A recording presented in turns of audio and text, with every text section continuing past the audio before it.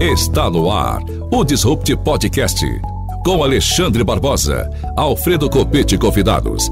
Informações acessíveis sobre inovação, tecnologia e direito em um formato dinâmico e simples. O Disrupt Podcast está no ar.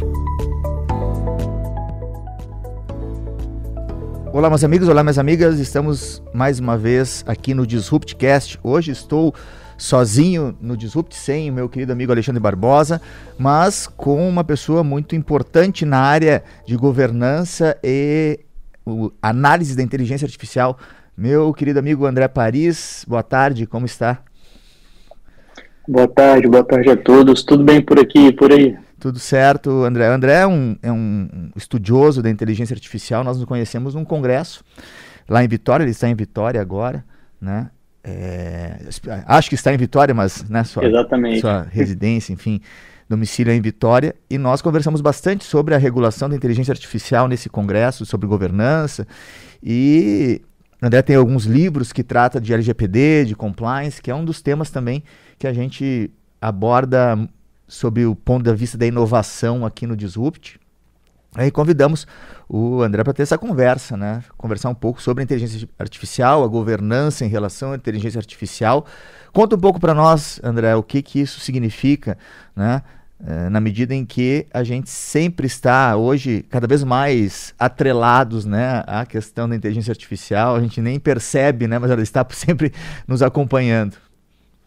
Sem dúvida. E essa questão que você mencionou, ela é bem interessante, né? Porque acho que hoje teve em certa medida, né? Eu não vou falar que teve uma democratização do acesso à inteligência artificial, porque hoje nós conseguimos acessar de forma gratuita, né, alguns agentes como aqueles presentes via ChatGPT ou via outros sistemas de inteligência artificial disponíveis gratuitamente com o que o próprio Google fornece.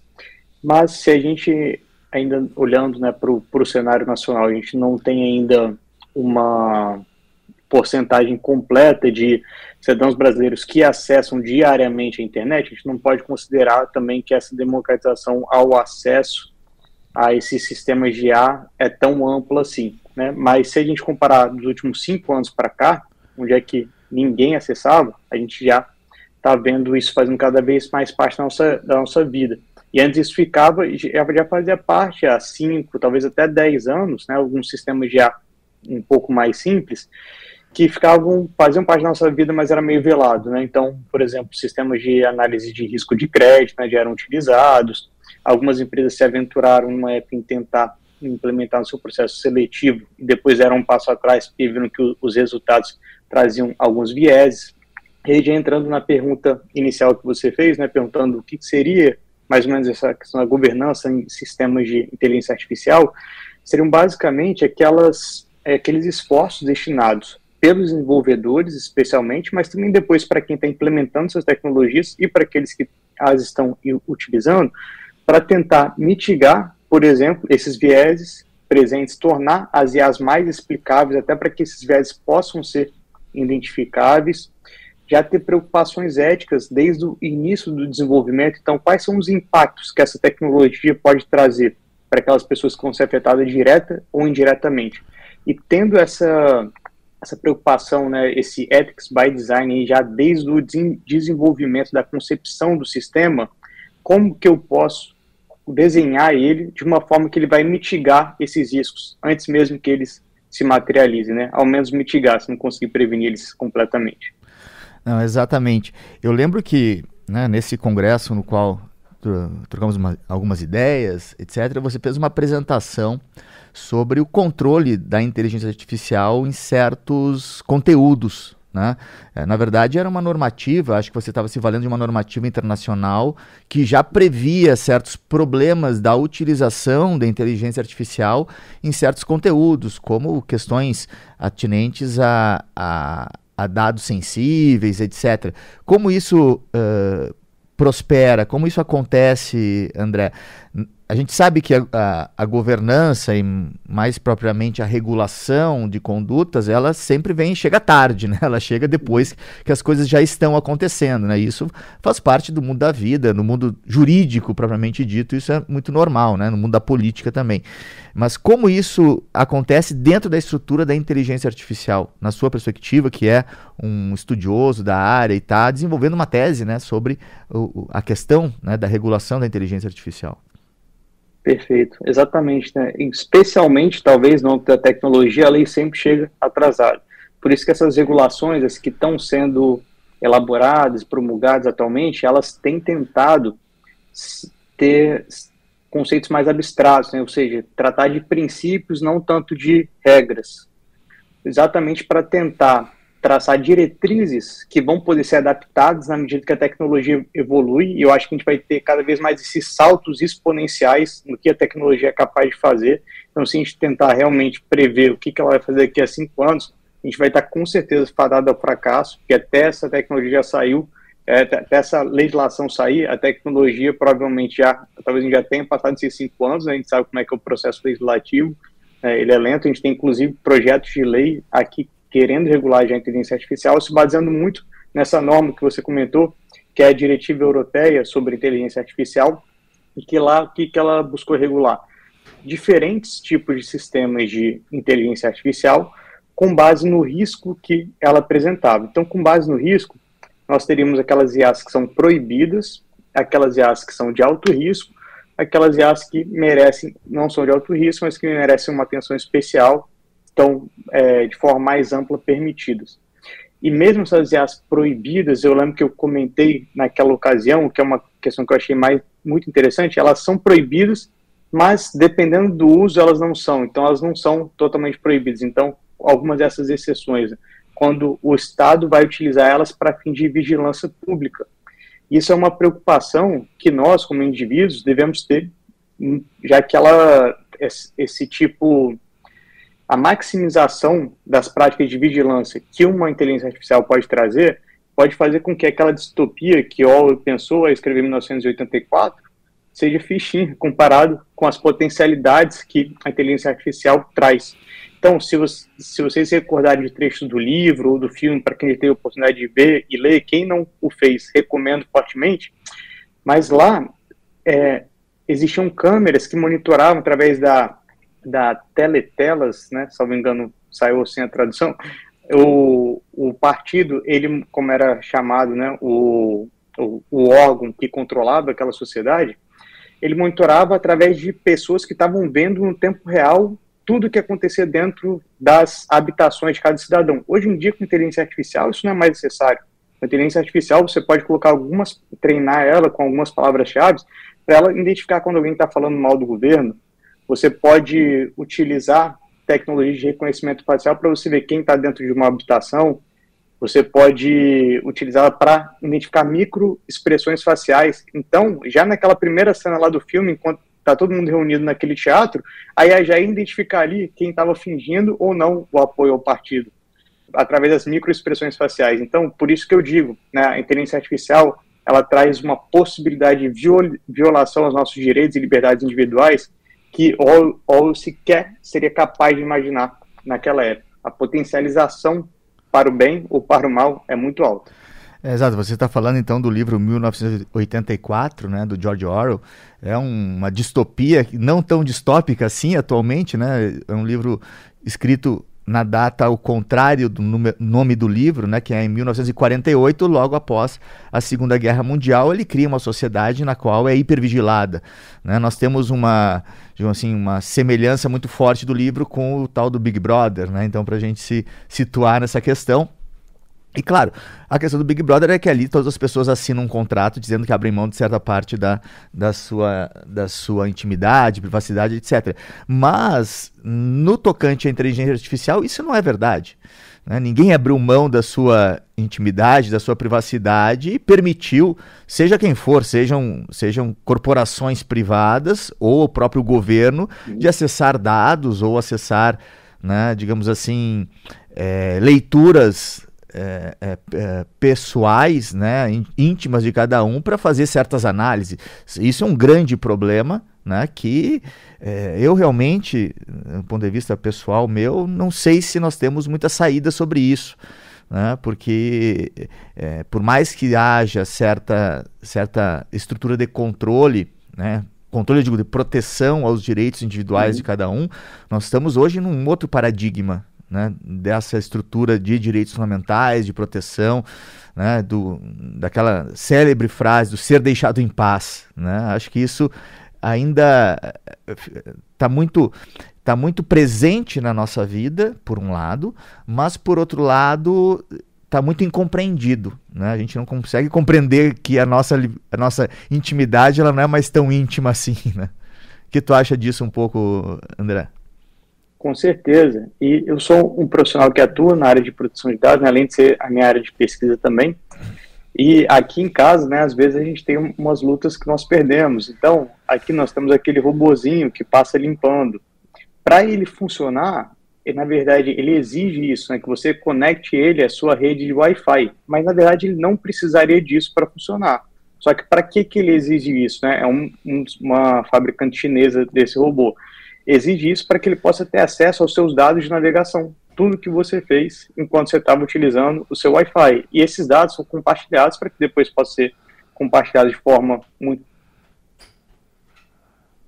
Travou.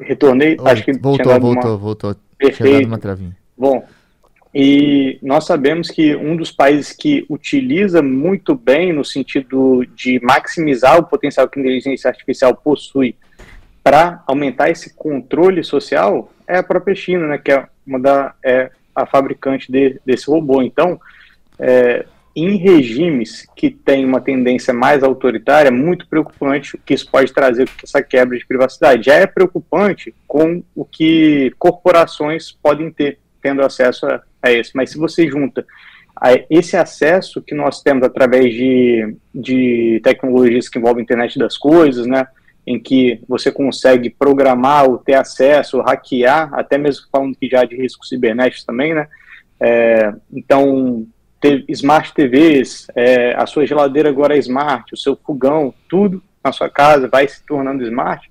Isso tem uma porta de entrada. Eu vi esses dias uma notícia em que esse robozinho também, né, ele foi utilizado para perseguir os hackers, né, invadiram para perseguir os moradores e dirigir xingamentos a esses moradores. Aí eu fico pensando, né, porque essa semana também teve o lançamento do robô do Elon Musk. Então você imagina quando você tiver de fato, né, um humanoide em casa, os riscos, né, que esses ataques cibernéticos não podem trazer. Então a tecnologia está adicionando graus de complexidade que, como todo avanço tecnológico não é o suficiente para barrar esse avanço. Acho que essa é uma luta perdida. Se a gente buscar, vamos regredir tecnologicamente falando, eu acho que isso é uma luta perdida, mas que ela adiciona grau de complexidade que acho que nos últimos séculos não era imaginado quão exponencial seria esse aumento de complexidade nas nossas relações, nas interações que nós vamos ter. E vamos ver como vamos lidar com isso. Acho que nem chegamos tão longe no último século, talvez há 5 anos, né? A gente não imaginaria como isso teria sido construído e o futuro dessa situação. Eu lembrei também de uma obra, né? Tu falaste do 1984, tem uma obra do Philip Dick, não sei se você conhece, que é muito interessante, né? Como é que... Contam os androides ovelhas, né? Sonham os androides com ovelhas elétricas, né? É uma pergunta, né? É o Blade Runner, né? É o Blade Runner, na verdade, é uma sociedade também distópica que o mundo natural ele acabou, né? Então é muito difícil você, por exemplo, achar um cachorro na rua, né? Um cachorro, né? Um vira-latas na rua. Mas é muito comum você ter aparelhos ultra tecnológicos, todo mundo tem e tal, né? E lá pelas tantas, o sonho de uma criança lá era ter um cachorrinho, né? E o cachorrinho, que era uma coisa, né, banal, ninguém mais tinha, né? Porque, na verdade, a tecnologia tinha tomado conta. Aí a discussão ali, os androides eram tão humanos ao ponto de serem confundidos com os próprios humanos. Você acha que a inteligência artificial ela vai ser capaz de substituir o humano? Ou isso é algo realmente utópico ao ponto de criar uma teoria da conspiração, que também a gente, não entendendo muito de todo o amálgama, né, que se cria, a gente cria também certos monstros. Você acha que esse é um monstro que foi criado? Como é que é? Olha, talvez a minha resposta 5 anos atrás fosse diferente, mas eu acredito que com os avanços que nós temos, é muito difícil a gente prever até onde a inteligência artificial vai. Então, para algumas tarefas, eu acredito que vai ser plenamente possível. Então, substituir o ser humano em algumas atividades, em algumas tarefas, eu acho que já é possível, e eu acho que essa capacidade só vai aumentar, né? Hoje a gente tem, talvez nem todos os ouvintes eles já têm informação sobre isso, né? A gente vê aqueles robôs, né, mais nos filmes, aqueles um pouco mais mecânicos mesmo, mas hoje a gente já tem robô que consegue fazer acrobacia, melhor do que eu, com certeza. Melhor que um ginasta, talvez não, mas que eu, com certeza, ele já consegue dar um mortal, algo que eu nunca vou ser capaz de fazer. mas não, ele não consegue ainda ganhar de um ginasta em uma Olimpíada. Mas já tem uma flexibilidade que era algo que o conhecimento que a gente tinha 10, 15 anos atrás tornava essa previsão praticamente impossível. Sobre a possibilidade da gente vir a se tornar uma Skynet, né, que é aquela inteligência artificial que domina o mundo no Exterminador do Futuro. Eu tenho uma visão mais otimista do futuro. Eu acho que a gente está mais próximo de gerar um futuro. E aí eu não digo daqui a 10, a 20, pode ser daqui a 100, pode ser daqui a 150, não sei quando precisar isso, até porque eu estou praticando uma futurologia aqui, mas a minha visão para o futuro com a IA é mais otimista no sentido de que a gente vai conseguir gerar uma abundância de recursos que não seria permitido sem ela. No sentido, ela é uma nova tecnologia que vai maximizar as nossas capacidades de produção. Mas até a gente chegar nesse futuro de abundância, é possível que a gente passe por algumas situações que vão gerar riscos para a gente, como, por exemplo, problemas relacionados à realocação de mão de obra, que é um problema já mapeado pela OCDE há anos, há décadas, e que já havia há pelo menos 10 anos, e que desde 2019 o Brasil já era signatário de um trabalho em conjunto pela OCDE com outros países, em que já haviam diretrizes para, inclusive, a capacitação dessa mão de obra, já em 2019, pensando, olha, daqui a pouco nós vamos ter problemas relacionados ao mercado de trabalho. E agora que nós estamos começando a se movimentar para ter esse tipo de capacitação. Um risco que já estava mapeado no mínimo, já era conhecido aqui no mínimo desde 2019. Então, obviamente, teve a pandemia no meio do caminho que pode ter atrasado um pouco as coisas também. Mas, enfim, eu acredito que tenho essa visão otimista, eu acredito sim que essas distopias podem ser geradas com o desenvolvimento de IA, por exemplo, um risco que existe é dela identificar, se vocês, eu tenho certeza que todo mundo que está ouvindo a gente conhece uma pessoa que acredita que o ser humano, a única finalidade dele é causar mal para o mundo, então ela é a pior coisa que aconteceu para o mundo.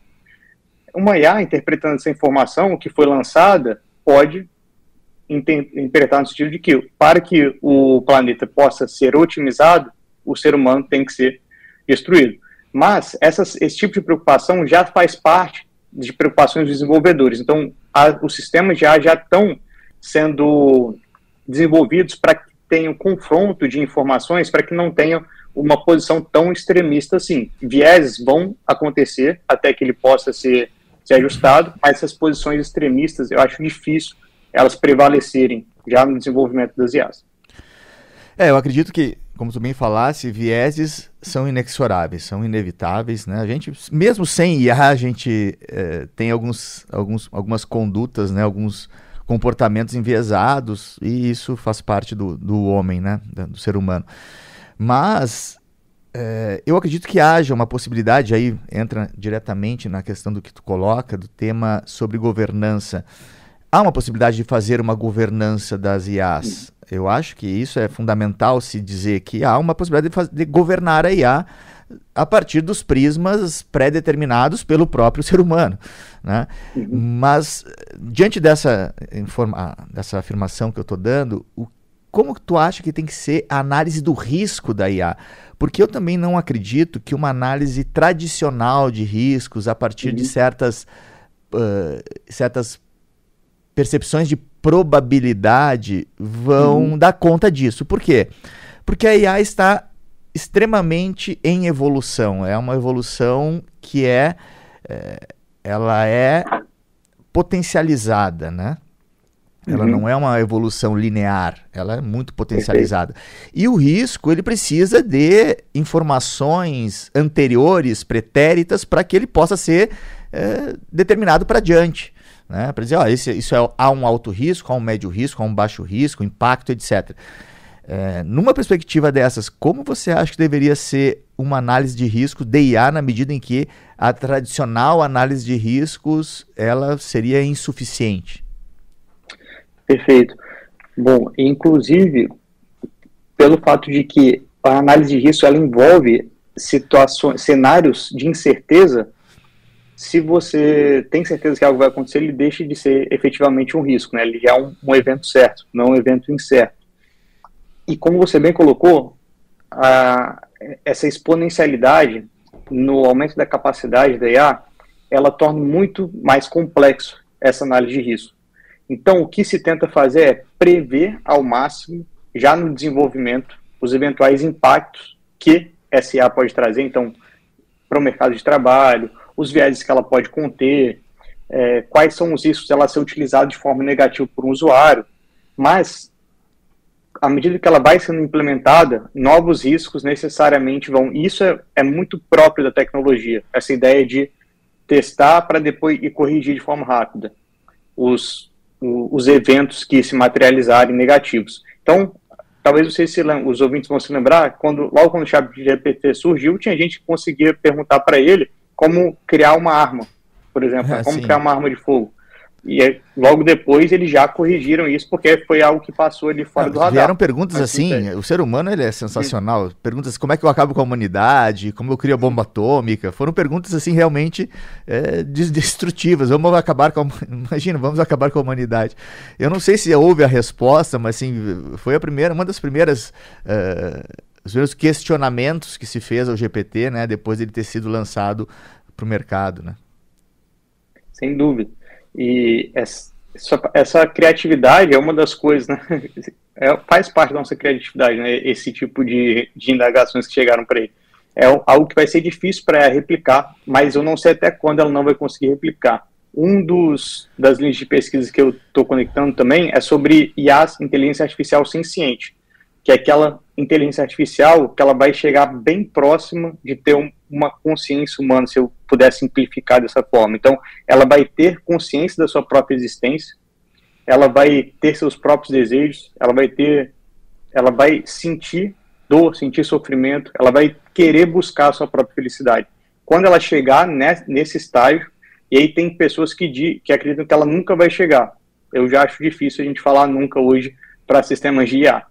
Inclusive, tem alguns engenheiros eticistas, que é uma nova profissão que surgiu, que trabalham no desenvolvimento da Lambda, por exemplo, que é uma das inteligências artificiais do Google, que eles só fazem isso. Eles analisam esse risco, que é um dos riscos mapeados. É o risco da IA se tornar senciente, que é uma coisa que hoje a gente tenta evitar, porque se ela vier se tornar senciente, isso traz diversas implicações. Por exemplo, inclusive de responsabilização. Quem que é o responsável se uma IA se tornar senciente? Se ela puder ter conhecimento da sua própria existência, tomar suas próprias decisões de forma independente. É o desenvolvedor, é o usuário, é a própria IA, e ela se tornando senciente, ela terá que ter direitos, como outros seres.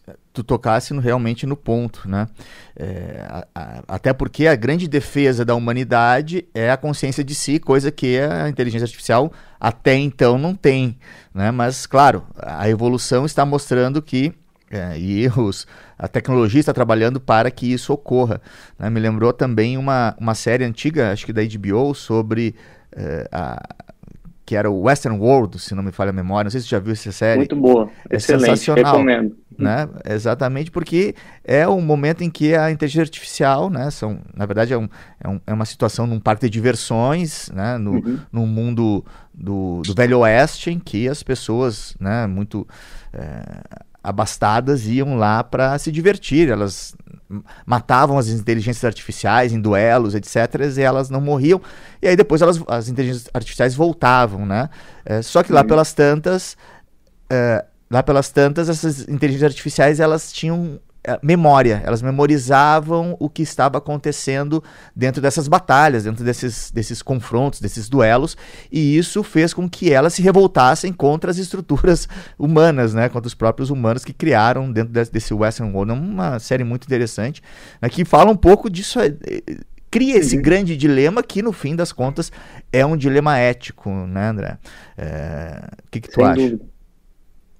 Sem dúvida, essa série ela é excelente porque ela demonstra essa jornada da tomada de consciência que a IA tem. Então, ela é um hardware extremamente parecido com um ser humano, virtualmente não é possível identificar qualquer diferença, e dentro desse hardware tem um outro sistema de IA, um software, em que, a partir dessa junção, você consegue criar realmente um humanoide que as diferenças entre um humano e um robô, elas desaparecem ali.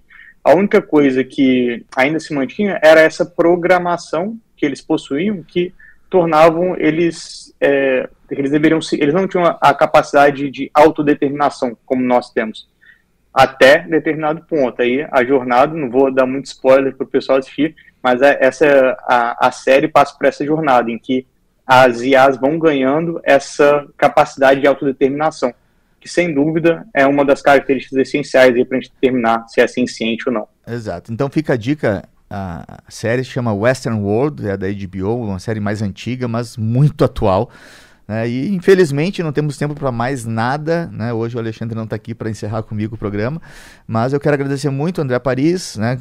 Grande pesquisador do tema governança e inteligência artificial, e nos vemos no próximo Disrupt na CBN, terça-feira, às 4h30 da tarde. Obrigado, André. Um forte abraço, tudo de bom por aí pro Vitória. Obrigado, pessoal. Você ouviu na CBN Disrupt Podcast, com Alexandre Barbosa e Alfredo Copete.